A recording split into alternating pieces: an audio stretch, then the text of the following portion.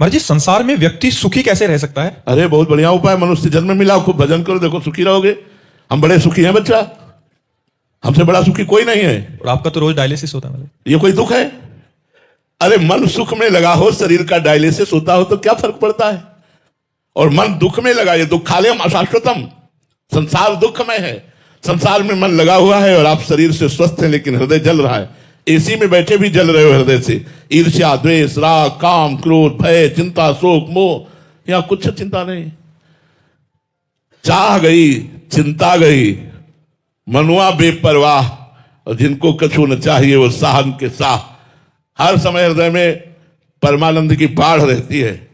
ये हम भगवान के बल से कहते हैं, नहीं अपने हृदय की बात नहीं की जाती। जैसे किसी नवीन लड़के को उसके मनोयोग मित्र मिल जाए तो कैसा फूला घूमेगा, उससे करोड़ों गुना हमारे हृदय में आनंद की उफान आती रहती है। इसलिए इडनी किडनी ये सब कुछ नहीं, एकदम आनंद मस्त एकदम हम रहते हैं।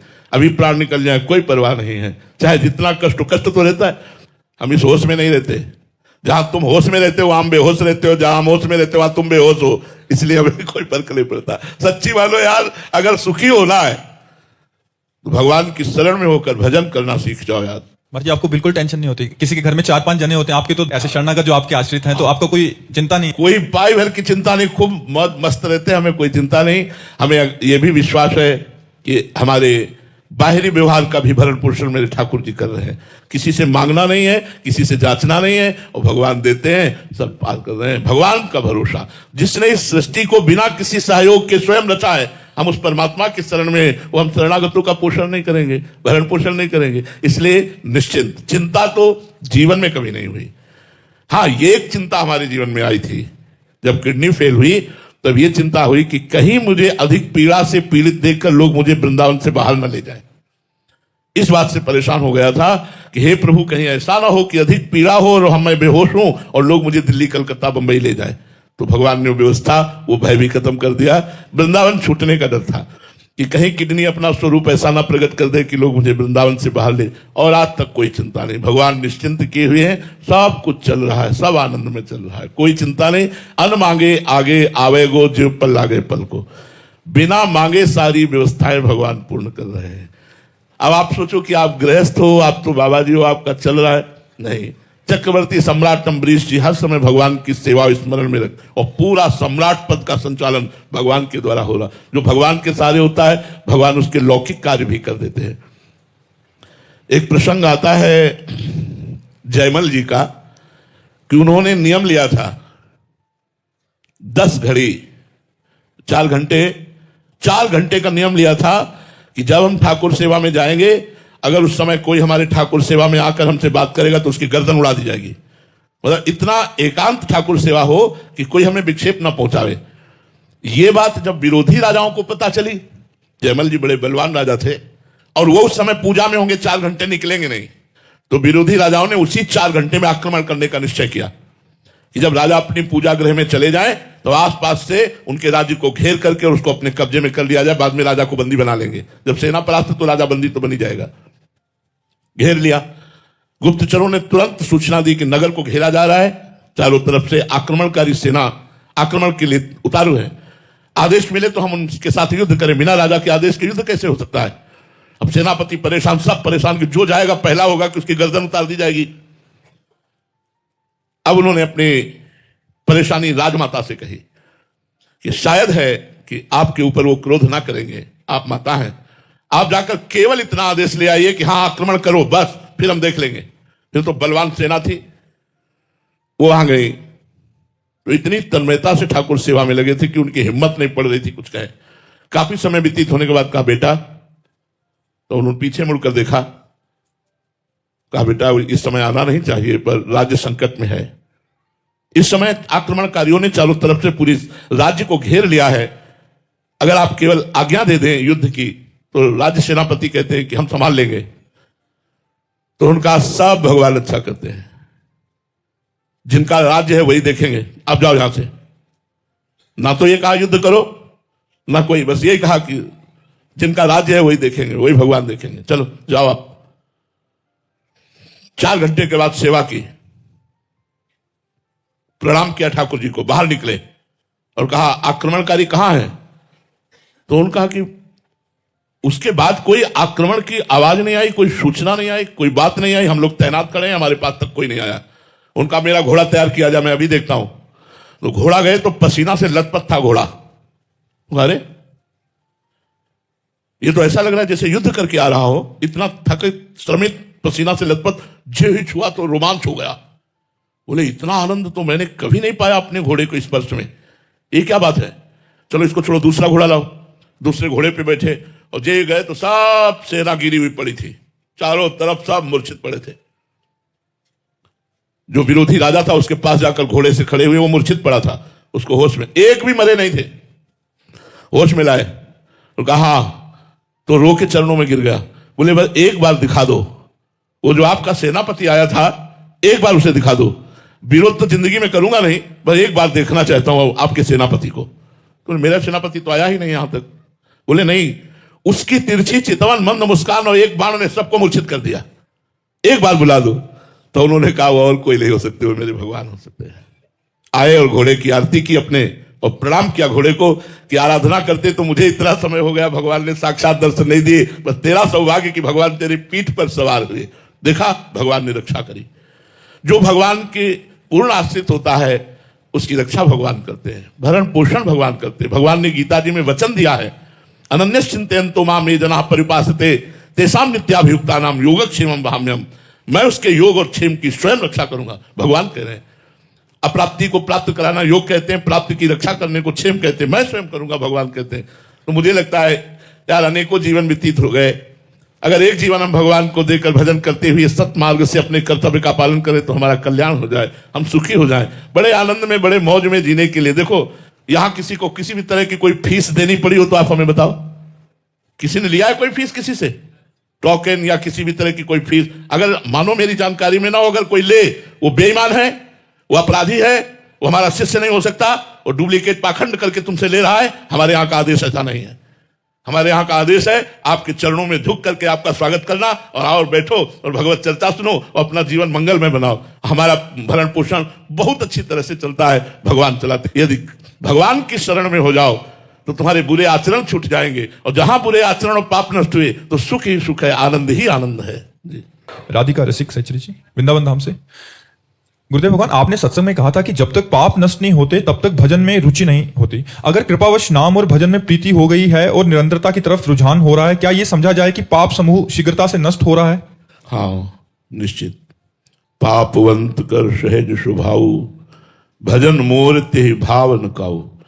जो हमारी पाप प्रवृत्ति होती है उसके द्वारा जो पाप कर्म बनता है वो हृदय को मलिन कर देता है। मलिन हृदय में भजन अच्छा नहीं लगता, भोगों की गंदी बातें अच्छी लगती हैं, गंदे आचरण, गंदा खाना पीना।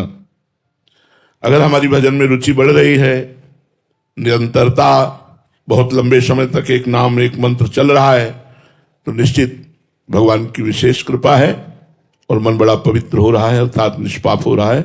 पर इस बात का अभिमान न करे, ये कृपा से हो रहा है ऐसा समझे। अगर अभिमान करेगा तो क्या करेगा, फिर चौपट हो जाएगा, फिर वो दोषयुक्त मन हो जाएगा। अभिमान ठीक नहीं है कि मैं निष्पाप हो रहा हूं, ऐसा नहीं सोचना है। मैं तो पतित हूं, लेकिन पतित पावन भगवान की शरण में हूं, इसलिए मैं पावन हूं। नहीं तो वैसे तो मैं नीच अधम हूं, इंद्रिय मन बुद्धि चित्त हम ये सब प्रभु में लग रहे हैं, इसका मतलब प्रभु की हमारे ऊपर कृपा है, ऐसा सोचना चाहिए। वामिका पांडे जी, दिल्ली से। राधे राधे महाराज जी। महाराज जी, आपके सत्संग से सीखने का प्रयास करती हूँ कि सत हरि भजन जगत सब सपना, परंतु महाराज जी फिर भी भावनाओं और आसक्तियों में फंस जाती हूँ और मन हमेशा बुद्धि पर हावी पड़ता है। स्वयं को भावनात्मक उन्माद एवं संसारिक आसक्तियों से कैसे बचाएं महाराज जी? भजन ही है एक उपाय। जितना नाम जप करेंगे, अधिक से अधिक नाम जप होने पर भोगों में अरुचि हो जाती है। जीवन भर जैसे अपने लोगों ने भगवान के चरणों की शरण ली, भगवान का भजन किया, तो अब जैसे कुछ भी अच्छा नहीं लगता। ये सब एक नाटक की तरह हो रहा है, एक यंत्र की तरह हो रहा है। कुछ अच्छा अंदर से कुछ अच्छा कि ये सत्य है, ये सुखद है, ये हमारा गर्व का विषय है, ये सब कुछ नहीं।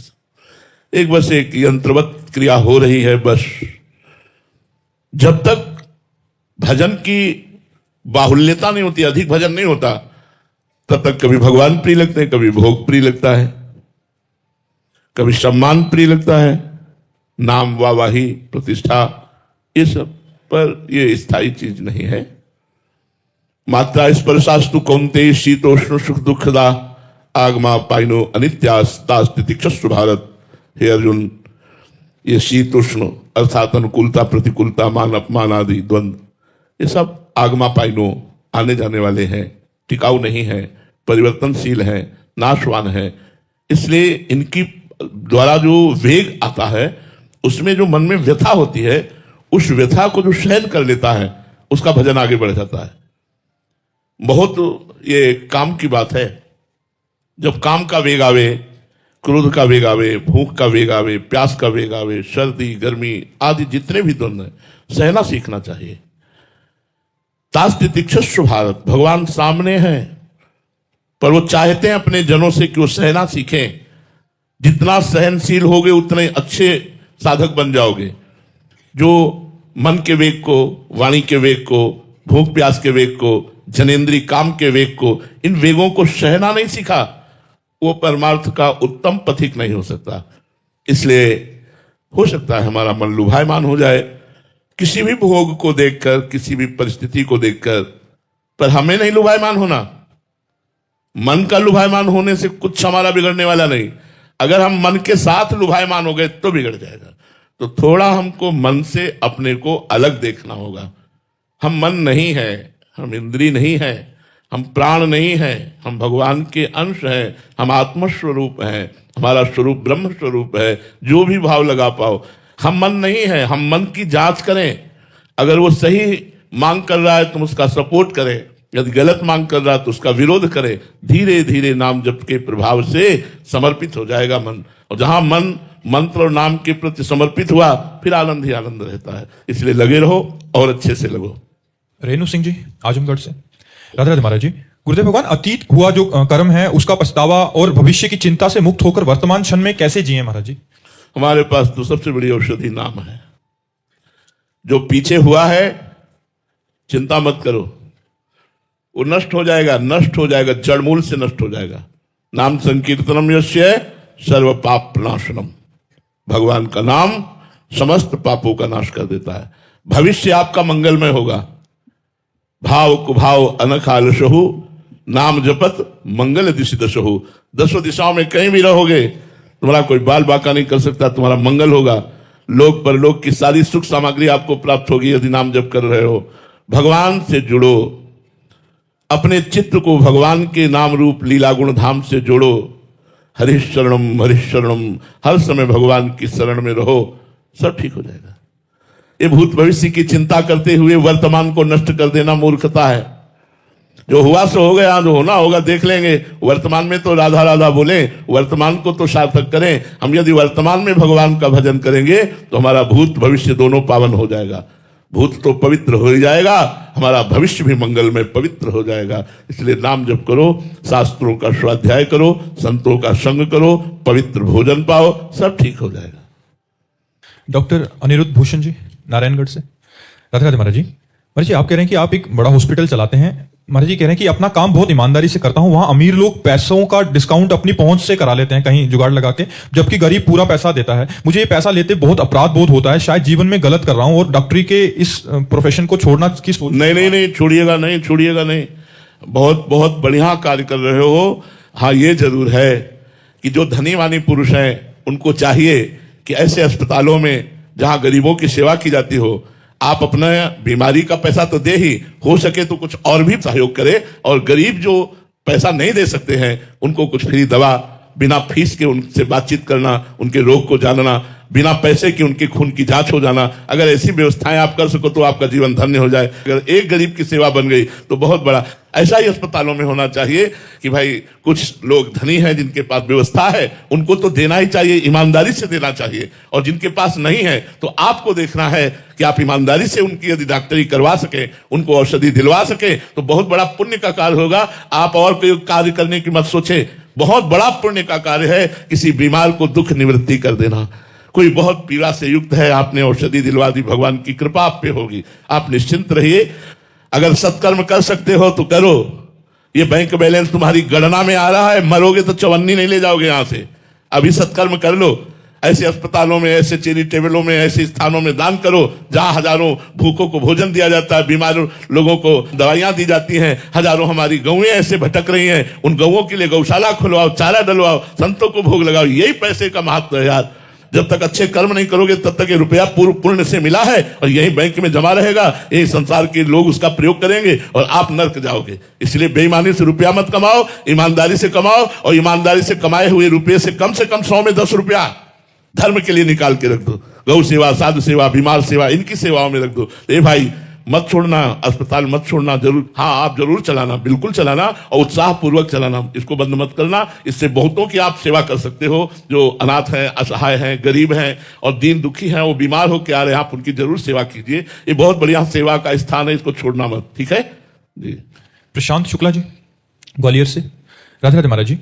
गुरुदेव, मैं न्यायिक सेवाओं में कार्यरत हूं, न्यायाधीश के पद पर हूं, जहां कर्तव्यों के सम्यक निर्वहन के लिए विधिक प्रावधानों, न्यायिक दृष्टांतों का स्मरण कार्य कुशलता में वृद्धि करने में सहयोगात्मक होता है। महाराज जी, ऐसे में आपके सत्संग में किसी भी प्रश्न में आप तत्काल सरल एवं शास्त्र सम्मत उत्तर देते हैं, जिसमें वेदों पुराणों के श्लोकों का संदर्भ भी दिया जाता है। ये देखकर मैं अत्यंत आश्चर्यचकित और अभिभूत होता हूं कि आपकी आयु व प्रतिकूल स्वास्थ्य परिस्थितियों के बावजूद आपकी अभिभूत स्मरण शक्ति, ज्ञान एवं एकाग्रता को देखकर मन में एक जिज्ञासा होती है कि ऐसी स्मरण शक्ति, एकाग्रता व निर्णय क्षमता को महाराज जी और हम कैसे प्रखर बनाने का चेष्टा करें। भगवान का आश्रय, कर्तुम अकर्तुम अन्यथा कर्तुम सर्व समर्था सा ईश्वरा। हम उस ईश्वर की शरण में बचपन से हैं।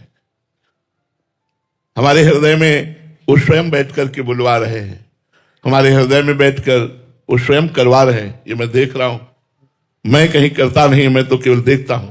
जो दिखा रहे हैं, जो बुलवा रहे हैं, जो करवा रहे हैं, इसलिए जो आश्चर्य में लगे वो सिर्फ मेरे भगवान का प्रताप है, मेरा कुछ नहीं है। कक्षा 9 पढ़े हैं गांव के स्कूल में। ABCD तो 6 से शुरू होती है गांव में, 5 तक तो ABCD नहीं शुरू होती थी हमारे समय में। तो 6, 7, 8, 9 क्लास पढ़े, ना कहीं हमने व्याकरण पढ़ा है। ये सब गंगा किनारे एकांत सेवन किया है। आप जो कुछ भी सुन रहे हैं ये सिर्फ भगवान की ही कृपा से है, मेरे में कोई सामर्थ्य नहीं। अगर मैं व्याकरण पढ़ा होता, संस्कृत कॉलेज गया जाकर, या सत्संगियों से सत्संग सुनकर, या कुछ ऐसा अनुकरण करके, तो हम कहते कि भाई उनकी कृपा से सत्संग हो रहा है। कहीं नहीं गए, ये हमारा स्वभाव ही नहीं था बोलना। ये तो वृंदावन धाम ने बुलवाना शुरू किया है, ये तो श्री जी ने किया है, नहीं तो ये सब स्वभाव ही नहीं था। अपने बस स्वरूप में रमण करना, श्री जी ठाकुर जी का चिंतन करना। तो ये जो कुछ है, मूकम करोति वाचालम पंगुम लंघयते गिरिम यत् कृपातम हम वंदे परमानंद माधवम। जो मुख से बुलवा दे, लूले लंगड़े से पहाड़ फंदवा दे, वही कर्तुम अकर्तुम अन्यथा कर्तुम परमात्मा की केवल लीला है। मेरी कोई सामर्थ्य नहीं है कि मैं उत्तर दे सकूं या मैं कुछ भी कर सकूं। शरीर की ना सामर्थ्य है, ना मन की सामर्थ्य है। अगर सामर्थ्य है तो प्रियालाल की सामर्थ्य है, मेरी सामर्थ्य नहीं है। अनुराधा यादव जी, गुरुग्राम से। प्रेमानंद महाराज जी की वीडियो को देखने के लिए हमारे YouTube चैनल को सब्सक्राइब अवश्य करें और बेल आइकन को दबाना ना भूलें।